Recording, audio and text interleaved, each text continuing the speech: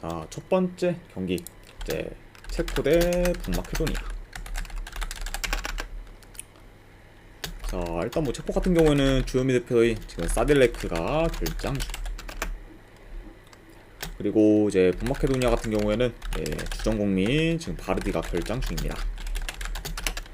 자, 양팀 다 좀 주축 선수들 한 명씩 좀 결장 중인 상이다 이렇게 좀 말씀드려보고, 일단 이제 체코가 뭐 직전 경기 득점력이 폭발했어요. 일단 뭐 몰타 상대로 이제 7대1 대승을 거두며 이제 오랜만에 좀 폭발적인 득점력을 보였습니다. 네, 그렇죠.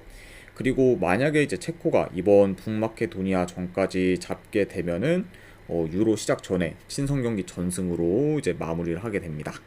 좀 그만큼 확실히 좀 최근 좀 흐름이나 이런 좀 공수 밸런스가 굉장히 좋은 그런 체코라고 볼 수가 있고, 그리고 원정팀 북마케도니아 같은 경우에는 직전 경기 이제 크로아티아 상대로 원정에서 3대0 대패를 당했습니다. 네. 그리고 이제 그 패배로 인해 원정 4연패를 좀 기록 중이에요. 그래서 뭐 항상 이제 북마케도니아가 나올 때 이제 말씀드리는 게, 이제 북마케도니아 같은 경우에는 홈과 원정에서의 좀 경기력 편차가 굉장히 좀 심해요.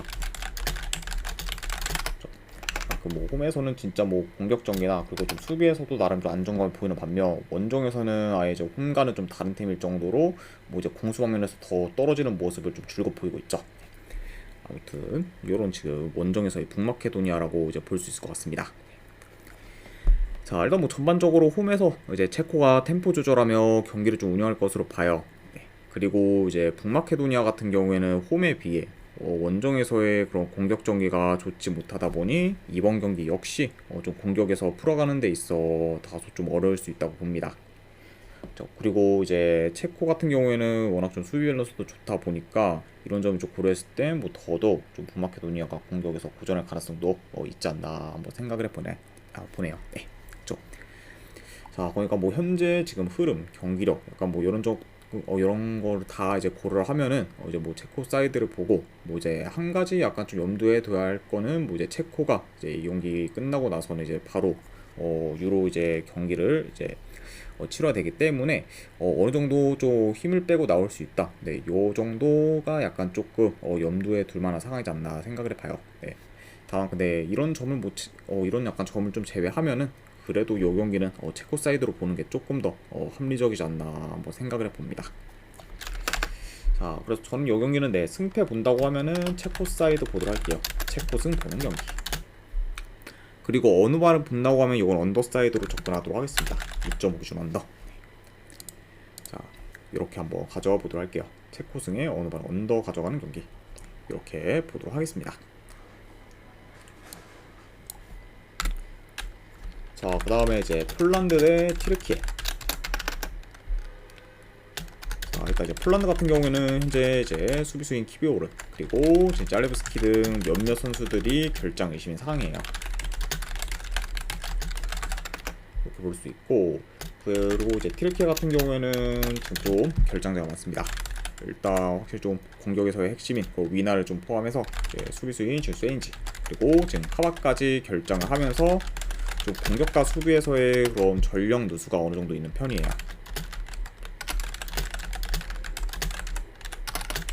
자, 아무튼 이렇게 좀 양 팀의 좀 결장자 이슈에 대해서 간략하게나마 말씀드려봤습니다.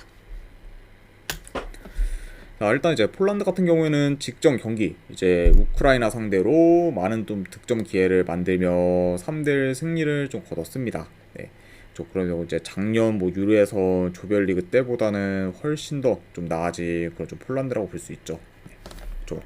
작년에는 뭐 이제 폴란드 같은 경우에는 뭐 몰도와한테도 뭐 이제 지고, 그리고 알바니아한테 지고 이러면서 진짜 뭐 경기력이 너무 답이 없었는데 그래도 이제 올해는 좀 많이 좀 좋은 모습을 보여주고 있는 그런 폴란드다 이렇게 좀 말씀드려봐요.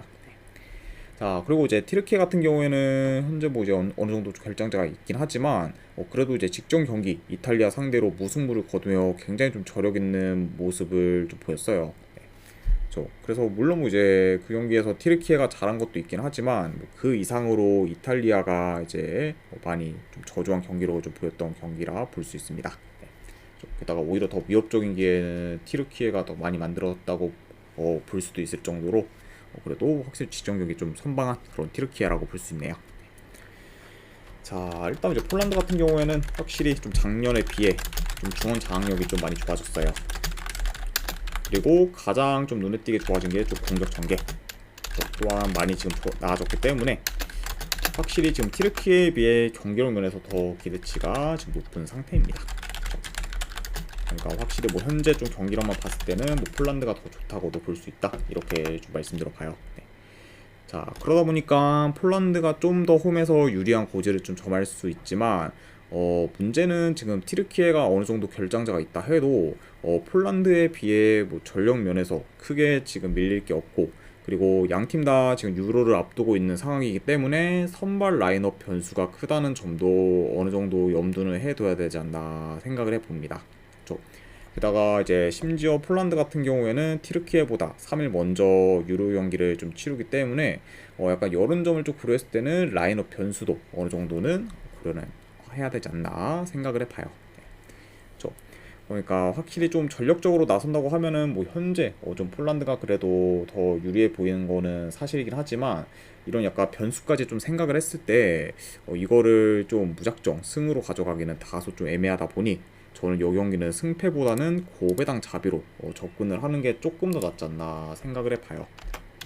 그래서 저는 이 경기는 네, 승패보다는 고배당 자비로 네, 폴란드 햄문화, 안 그러면 좀 운이 안 좋으면 무승가 좀 뜰 가능성도 있기 때문에 무승부 정도로 보는 경기 네, 이렇게 한번 가져와 보도록 하고, 네, 어느 반은 뭐 본다고 하면은 그래도 뭐 언더사이드 보도록 할게요.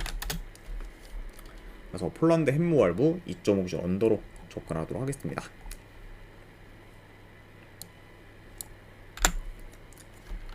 자, 그 다음에 이제 네덜란드 대 아이슬란드. 자, 네덜란드 같은 경우에는 지금 더용이 결장 중입니다. 자, 그리고 이제 아이슬란드 같은 경우에는 현재 지금 윌리엄스, 오스칼스, 그리고 제 엘레르트손 등 주축 선수들의 결장이 어느 정도 있는 편이에요. 자, 아무튼 이렇게 이제 또 양 팀의 결장자 이슈에 대해서 말씀드려봤습니다. 자, 일단 이제 아이슬란드 같은 경우는 뭐 직전 경기 이제 잉글랜드 상대로 원정에서 승리를 거두며 대이변을 만들었고, 그리고 최근에도 우크라이나 상대로 진 걸 제외하면은 이제 진 경기가 없을 정도로 좀 좋은 성적을 기록하고 있어요. 그러니까 확실히 좀 이전보다는 좀 모멘텀이 많이 좀 올라온 그런 아이슬란드라고 볼 수 있죠. 자, 물론 뭐 근데 지금 모멘텀이 올라온 그런 아이슬란드긴 하지만 네덜란드도 현재 홈에서 연승 중이고, 그리고 계속해서 좀 홈에서 좋은 경기력을 보여주고 있기 때문에 당연히 뭐 아이슬란드 입장에서는 많이 버거울 수 있다고 봐요. 네. 게다가 이제 뭐 네덜란드랑 아이슬란드의 체급차도 워낙 좀 많이 나기 때문에 이런 점을 좀 고려했을 때는 뭐 현재 좀 흐름이 좋은 아이슬란드라고 해도 네덜란드 원정에서는 다 좀 고전할 가능성도 있다, 이렇게 좀 말씀드려 봅니다. 게다가 현재 지금 뭐 네덜란드 같은 경우에는 뭐 스코틀랜드, 뭐 캐나다 상대로 전부 좀 대승을 거두면서 좀 홈에서 좀 좋은 그런 공격 흐름도 이어가고 있죠. 자, 다만 뭐 이제 네덜란드 역시 이제 이 경기를 치르고 난 후 이제 5, 6일 후에 폴란드 원정에서 유로 경기를 좀 치러야 되기 때문에 이번 경기에서는 어느 정도 약간 좀 풀 주전을 써서 약간 좀 전력으로 하기보다는 좀 힘을 빼고 주전들 관리 위주로 진행할 가능성도 좀 저는 좀 충분히 있다고 봅니다. 네. 괜히 이제 평가전 마지막 경기에서 무리하게 이제 좀 주전들을 좀 굴리다가 이제 대회 앞두고 부상이라도 좀 당하면은 굉장히 좀 타격이 좀 클 수 있기 때문에 약간 이런 점을 좀 고려했을 때는 이번 경기 뭐 네덜란드가 확실히 뭐 전력으로 나설 것 같다, 이렇게 좀 보기는 좀 애매하지 않나 생각을 해봐요. 그렇죠? 자, 그리고 이제 아이슬란드가 최근 진 경기도 좀 대패로 진 적이 거의 없기 때문에 이런 약간 점들을 다 고려하면은 현재 뭐 네덜란드 승보다는 저는 약간 아이슬란드 2.5 프랜승이 조금 더 끌리는 경기지 않나 생각을 해봅니다. 네. 현재 뭐 아이슬란드의 아까 좀 이런 기세 이런 거 좀 고려했을 때는 이번 경기까지 네덜란드가 대승 거둘 수 있을까라고 하면은 살짝 좀 애매하다 보니까 저는 요거는 조금 고민을 해봤어요. 네. 고민한 결과 결국에는 가져가는 결과는 저는 아이슬란드 2.5 프랜스 쪽 이쪽으로 접근하도록 할게요. 네. 안 그러면은 뭐 3.5 기준 언더사이드 보도록 하겠습니다. 네. 아이슬란드 2.5, 프랑스 아무래도 3.5 기준은 네, 어떤 결과 나와도 좀 기준점이 좀 높지 않나 생각을 해서 네, 언더사이드로 접근하도록 할게요. 자, 아무튼 오늘은 좀 비교적 일찍 끝났습니다. 네, 아무래도 세 경기밖에 없다 보니까 좀 일찍 끝났는데 그래도 끝까지 분석 방송 봐주신 분들 대단히 감사드리네요. 자, 아무튼 이제 오늘 분석은 여기까지 좀 마무리하고 다시 한번 또 끝까지 봐주신 분들 진심으로 감사드립니다. 자, 그리고 이제 궁금하신 사항 있으시면은 채팅창으로 좀 질문 주시면은 바로바로 답변해 드리도록 할게요. 자, 아무튼 네, 감사합니다.